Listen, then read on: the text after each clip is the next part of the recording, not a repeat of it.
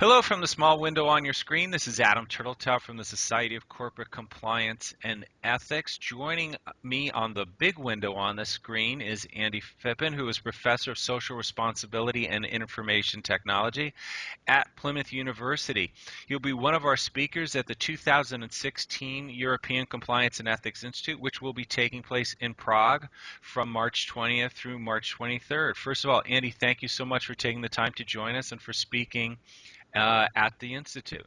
No, it's a pleasure. Always happy to help and talk about these sorts of things. It's something that I spend my life doing, so it's always good to get it out there and talk about it from different perspectives. That's great. Now, you're going to be talking about millennials, their digital behavior, and some of the issues that arise. Can you first give us a brief overview of what the digital behavior of millennials tends to be?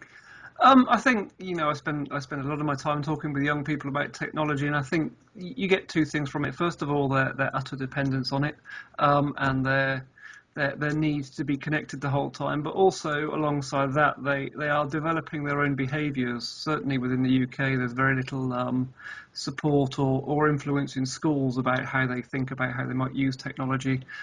So they're engaging with social media on multiple platforms. They're using multiple IDs, multiple logins. They're not worrying too much about where their content and their information goes, and how they interact with each other is shall we say, somewhat informal at best, which might represent some interesting challenges when you transfer those sorts of behaviours into the workplace. Which is actually a great transition into my next question is, what are some of the specific risks that employers need to be aware of? I think one of the things that I spend a lot of time talking about is these attitudes towards technology, towards privacy. Well, who else is going to be interested in my stuff? Who's going to look at it? And the willingness to share other people's information, I think, is something that comes out quite a lot in terms of sharing people's contact details, stuff they've posted, so very little grasp on what you might say are boundaries in terms of what information is. But also, if you look at informal social behaviours, you can sort of ramp up the risk in different areas. So someone that might think it's quite amusing to send an explicit image to their friends might also do so in the workplace, which might end up with a wholly different set of circumstances. Or even the teenage courtship ritual of taking images and exchanging images. Again, if that takes place within a more formal workplace environment, might present some interesting challenges, shall we say. Yes, I think it would definitely pose some very interesting and difficult challenges. So is there, I don't want to take away too much from your talk, but is there a quick tip you can provide right now for something that people should start thinking about from a compliance and ethics perspective when facing their workforce?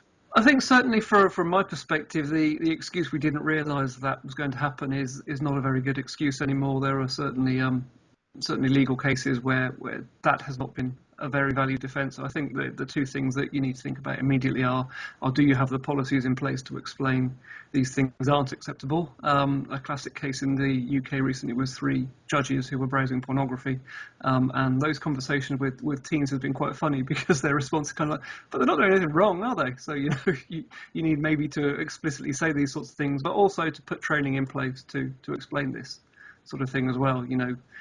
Assume because they come from a school environment and they are conversant with technology, they're aware of the risks that go along with it. Good advice, and I think it's one of those things that we're constantly broadsided with, is that things you think people would know not to do, they don't know not to do until you take the time to tell them that. Yeah, well, you have to sit down and explain some things to them, really.